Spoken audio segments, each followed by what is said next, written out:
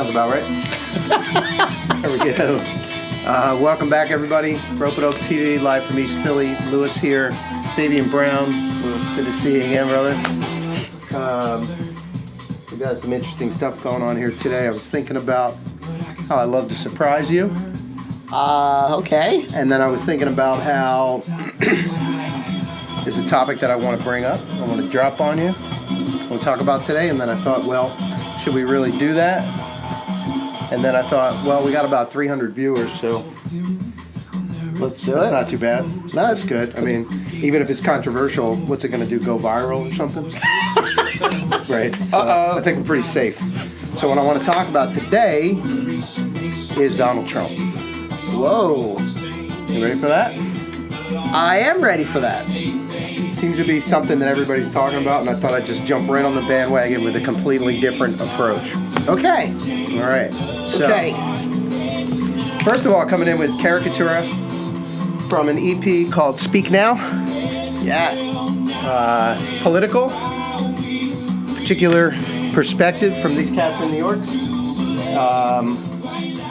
I'm not going to jump into either side. I'm going to come up with a completely different I can't wait for perspective here. this. So I wrote down 3 things Okay. that I want to talk about tonight. The first is righteous indignation. Okay? It occurred to me that Donald Trump, there's something peculiar about Donald Trump. Would you agree with that? There's a lot of things peculiar. This is a fact, not just a whatever they called that. They call that a Alternative fact. alternative fact. There we go. Thank you. There's something odd. It's very hard to understand. What happened? What is he? What's the deal? I used to work on Wall Street back in the early 80s when Donald Trump came on the scene there. Okay. So I've got, a lot of time of criticizing Donald Trump under my belt. Okay. But here's what hits me. Donald Trump, at this point, seems to be the perfect manifestation of America at this point. Now here's where the controversy begins. Why? I have a few reasons. Yeah, tell me more. Okay? Righteous indignation. Okay? This is something that we all do every day in the United States of America. It's become commonplace. It wasn't this way before. The guy cuts you off in traffic. How can we... It's not the anger. It's not that I was inconvenienced. It's the thought that, well, I've been put out. I'm offended. I'm offended by that is a very regular occurrence in our given day. Starbucks coffee doesn't come fast enough. Right? Person behind the counter isn't paying attention. Somebody interrupts you. We have a habit as a nation at this point of being easily offended by others. And the larger thing, it's funny to watch. Now when you see it up on a national stage, trust me, nobody's more easily offended than Donald Trump. Okay? His insecurity is there for all to see. Every day, that's all we're talking about right now. Right? Isn't he a manifestation of the entire nation's righteous indignation? I'd never thought of it that way, but very well said. I'm with it. I'm following where you're going. There you go. I'm not sure what happened to the music, though. Oh, here we go. This is great. Who we got here? And the perfect timing. This record came out about 3 or 4 years ago. Mr. Greg Hester. First record that he brought to us. Wonderful man. Incredible character. Not easily offended. People come to me and say, beautiful voice. what's a fool like you doing here? Yeah, just listening for a minute. And even though I've got it made, I've just forgotten to see it clearly. All my love is gone. It left the night we said goodbye. Maybe one day in a dream, we'll see where we are going. to be. Good song choices, by the way. It's what we're This one meant came in to just be. perfectly. It's what we're meant to be. Commentary on America. Hustlers, killers, and thieves. So that was a song, you know, with Greg's. By the way, with most of the James Brown, the JVs backing him up there. You know, his little take on America, hustlers, killers, and thieves, or humanity in general, the way he views things. He still manages to come out with something positive, but he talks about society as being that. So the timing on that was perfect. Yeah. And say what's a fool like You were riffing, man. Number 2, yeah, righteous indignation. So I don't know, you know, I want to throw this stuff out there, see if people can think about it, see if people get pissed off and say, "What about me?" You know, which of course proves my point. But it's all good. Get angry at me, I can handle it. I see Trump as perhaps the manifestation of our behavior and our psyche, our national psyche. Second part of that, and the question comes up, where is it coming from? And I wrote down these words, the circle of blame. Circle of blame. We have a concept in our culture, no clue because I don't have the experience elsewhere to know if this is the way it works everywhere else. Okay. But we have this method, and I think you listened in on a conversation today where I had with Christian Scott when we talked about justice. Yep. And I really want to question, what is justice? Why do we think this way? But the circle of blame goes like this. Something happens that's wrong. It's wrong. And it comes out of that indignation. I've been inconvenienced. Right. Well, the first thing we all set out to do is figure out who's to blame. Whose fault is it? And really the question is, and we could talk about how that is destructive for a culture. Right. I would love to know how we got here, but I'd also like to not know and just stop doing it. I'm not, hopefully looking backwards gives us some information on how to deal with this in the future, but why do we need to know who's wrong? Why do we have such trouble accepting that we made a mistake? Why do we have so much trouble accepting that we were founded as a slave nation? Why is that difficult? It's a fact. 100%. The people who framed the Constitution of the United States owned other dudes. They owned them. Like a car. Built on the back Of course of. they didn't own a car, obviously. That's an alternative fact. They owned a horse, they owned a wagon, they owned a country, and they owned a guy. Yeah. Okay, that's clearly not where we are. It's not progressive. Nope. I don't want to say wrong, even though it is wrong, but there it is. There's the circle of blame, right? But why do we have trouble accepting that and moving forward? Why do we have to find out the guilty party and move forward? Any thoughts? Any suggestions? First of all, I have to be honest. I'm leading you down the rabbit hole, right? You are. I'm just like Whoa. So I had to preface this. This started off today with, so we got to do our show. I got a surprise. You want to know now? You want to know later? And what was my answer?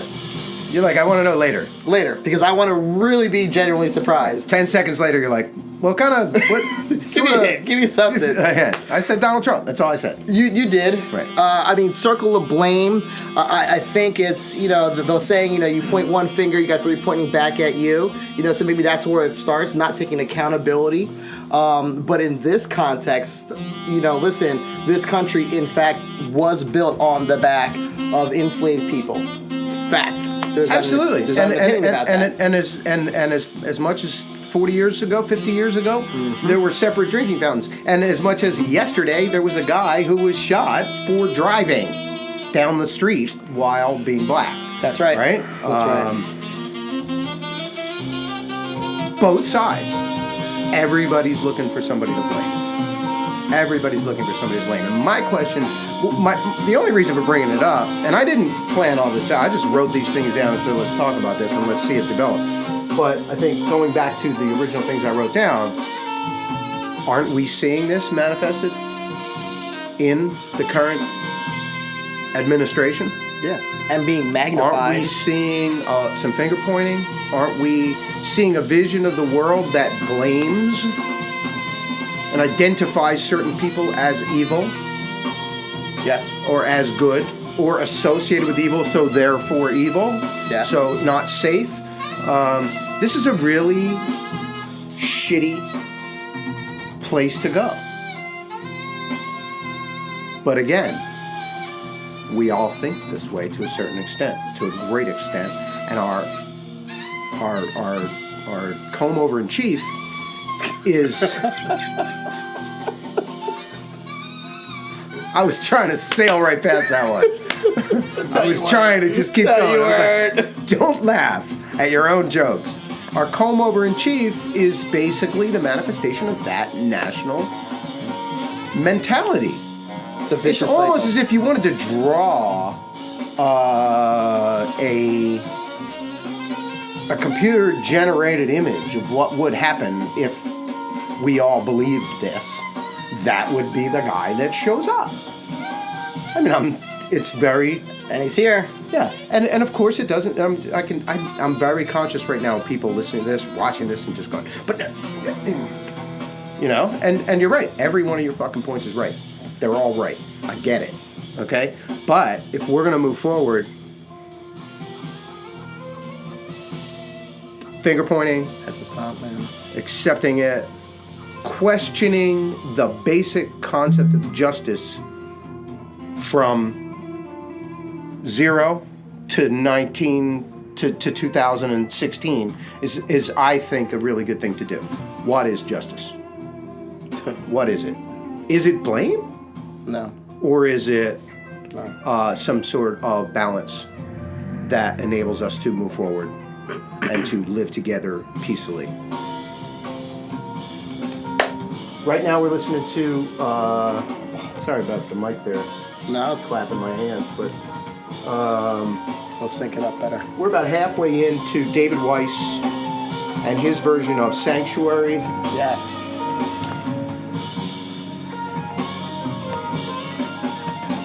Camera still working? Yeah. Good. I'll be back. Ropeadope Uncut. Right here, live, all the way live. Oh, sorry about that. I wanted to find the album Mahavishnu Orchestra Birds of Fire. Beautiful cover, a record that I bought for, the sticker's still on it, I think $1.99 back in the day. Might be underneath in that section right there. I just didn't have time off camera to go through. Listen to the original this week, and then listen to the David Weiss version. And it really is stunning how he goes into that track, captures the essence and the intent, but just takes it into amazing places. That's the original. I mean, what personnel? John McLaughlin, Rick Laird, Jan Hammer, Jerry Goodman, and Billy Cobham. And they're like, but Mr. David Weiss on the album Point of Departure. I'm sorry, on the album Wake Up Call by David Weiss and Point of Departure. I encourage everybody to just kind of throw them both on there and see how that sounds, because I was pretty amazed that it could be that different and similar and progressive at the same time. And let me just see where we are. We still got a few minutes. Before we come into the next track. Righteous Indignation, Circle of Blame, and my favorite, Cheap Crap. Cheap crap? Cheap Crap. Now, you know, you've got some context now. You're not as surprised as you were 10 minutes ago? 15:04 ago. Right? Cheap Crap. Can you tell where I'm going with this? I can.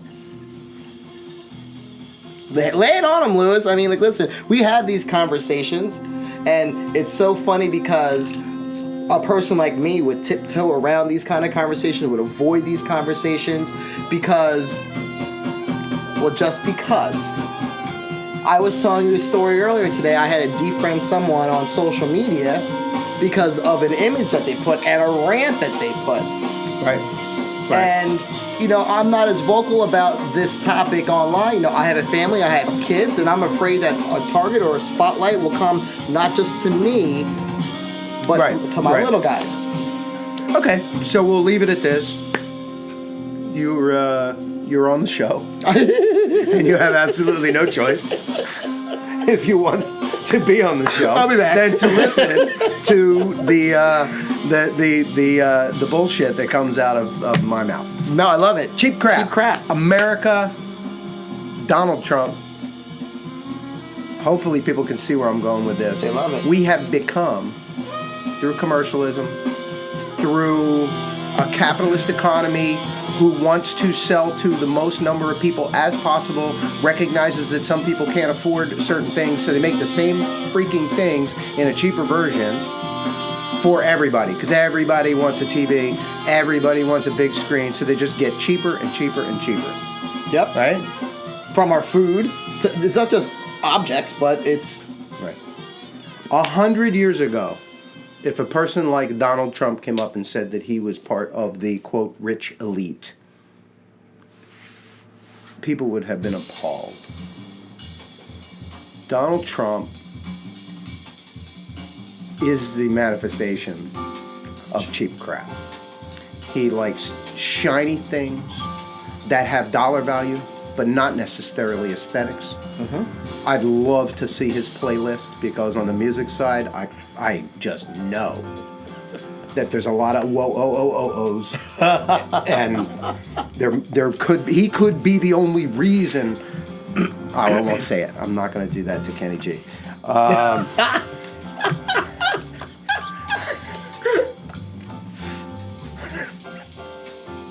just did it anyway. I know. No, seriously, how many things do we have? Too many. We have tons of things. They break. Yeah. They're cheaper and cheaper. We're on this constant drive to have everything, and it's funny, every time you get that new thing, a week or two later you can't do without that thing. You gotta go buy that. It amazes me how much stuff is in the supermarket. It amazes me how many stores there are. We're all under this impression that we need this in order for the economy to survive. But there's a lot of extra crap. Yeah. Okay? And cheap. And it's getting cheaper. And it's getting shinier in the case of... Agreed. the Donald.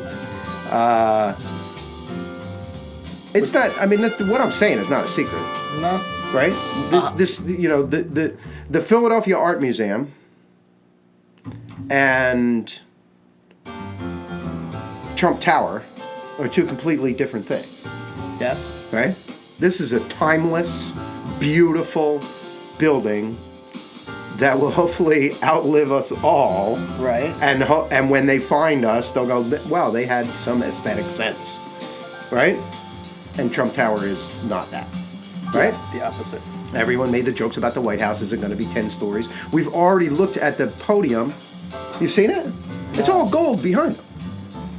It's all shiny things. It's you kind of like, you couldn't write this stuff out of the Bible like the golden calf thing any quicker. So again, this one's not as personal in the sense that we're all out here trying to make a living. I think we're more manipulated by the economics than we are manipulated by the righteous indignation or the blame or justice, the concept of justice. I think you got real reasons, I mean, you're trying to get through your day. You want to have that latte. Sorry about the Starbucks references. They just keep coming up. Yeah, you want some comfort. We've been sold comfort, and everybody wants some comfort, and I get it. But it's getting cheaper and cheaper, and we're now looking for authenticity in this world of cheapness. And you know what? It's not too late. It's not too late. There's a silver lining of this whole conversation. I'm hoping. No. We'll see. Okay. So I want to sum it up, and I didn't know I was going to sum it up in this way. I just wrote down this one comment, but actually everything we've talked about goes like, every time we're outraged, every time we yield to the shiny things, yes, every time we look to blame, we're feeding. We are feeding that monster. Yep. That's where it's coming from. I don't mean to bring down the politics of overt racism and discrimination and all of the other very real things that are happening in the United States today with this election. But I want people on both sides to understand that there's more to the story. That the humans who supported Dude are part of the same cycle, and that the ones who didn't or who don't aren't the righteous ones. We are all in this and in some way contributing to this, and the only way out of the situation is to acknowledge, okay, I don't know, blame. Where's the line between acknowledging who did what wrong or what's gone wrong and moving forward, or blaming? And I don't want to get stuck there, but I just want to raise this. This is the way I'm looking at America today. I think giving up the right to be right. You don't have to be right. Giving up the right to be right. There you go. That will take away the whole cycle of blame, the vicious cycle of blame. Just give up the right to be right. You know what? You don't always have to be right. There it is. The right to be right. Give up the right. Well said. To be right. Well said. All right. Well, but I really hope a few people see this and give us some feedback. I'm so surprised. I don't really have anything more than that, except to raise those questions and that concept. Hello? Who's playing? Right now, we've gone into perfect timing too, because this is Akinola Senon from Trinidad and Tobago. Point of view. This song is a good 9, almost 10 minutes long, and he starts out with an incredible jazz composition, and continues through with it. As a race, is in a race of opinion. With steel pan, which is already challenging because it's not, your typical steel pan. As we discussed with Jonathan Scales, there's a lot of different ways to come about it. But Akinola is the person that brought to the conversation that the steel pan was a creative instrument, or an instrument that was created in post-slavery and post-colonialism. Yep. When creative expression was allowed again. So naturally, he's going to be quite political, and he has this track called "Doh Fight Meh," which I'm, anglicizing. D-O-H, Fight M-E-H. And there's this spoken word piece that's probably 3 or 4 minutes that is just a seething is the right word, indictment of Western culture, of colonialism. The fish of disparity between rich and poor, known in its infantile days as insatiable greed, has now blossomed into the full-grown chasm but bears the name unbridled oppression. While topics most prevalent in the average mind's recesses are directly proportionate derivatives of society's acceptable regresses. There's no way on the show that we can do that justice. And it's really interesting because it takes off on what you were just saying. Give up the right to be right. Yep.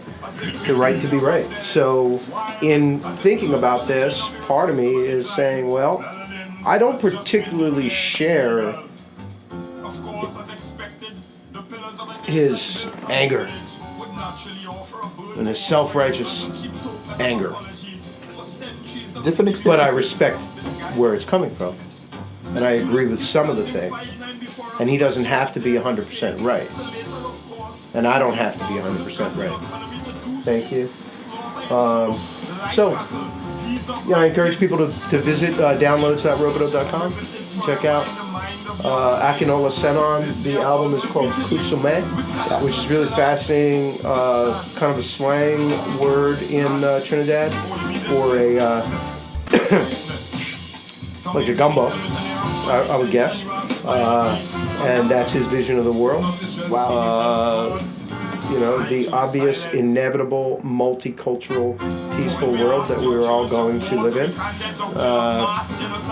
His version. But go and listen to it. And then I'm going to jump ahead because this has been a little bit off the rails, although we did come back to the music nicely. I like it. But I want to come back to a man that inspires me in the non-linear, non-traditional, completely unexplainable way. Okay.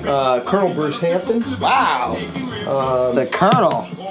Yeah, and we're going to play a track which is basically the words. This is the script from Colonel Bruce's part in the movie with Billy Bob Thornton, Sling Blade, and he put it to music for an album that he released with us. That's the story. And it's called. It's word for word from the scene in the movie. Just the track, the one track. Just this track. Oh my goodness, And here it is. That's perfect the Colonel. timing, and we're going to go out with it. It's called "The Dots Go Where I Say They Go."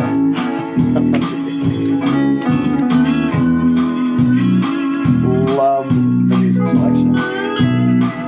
We've got such a wonderful catalog.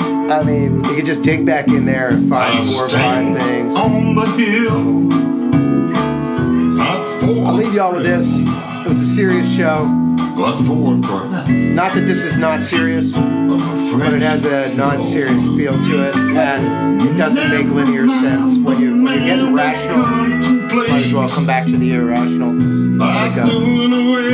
This probably makes more sense than I did. pleasantly surprised, by the way. Pleasantly surprised. Thank you. Pleasantly surprised? Pleasantly Good. surprised. There we go. Anyway, And baking the Cheers. cookies of discontent. I will say that the reason I chose this is baking the cookies of discontent. When I was thinking about the content of the show, baking the cookies of discontent by the heat of the laundromat vent reminded me of maybe a Jeff Sessions or a Steve Bannon or a Donald Trump. So there it is, man.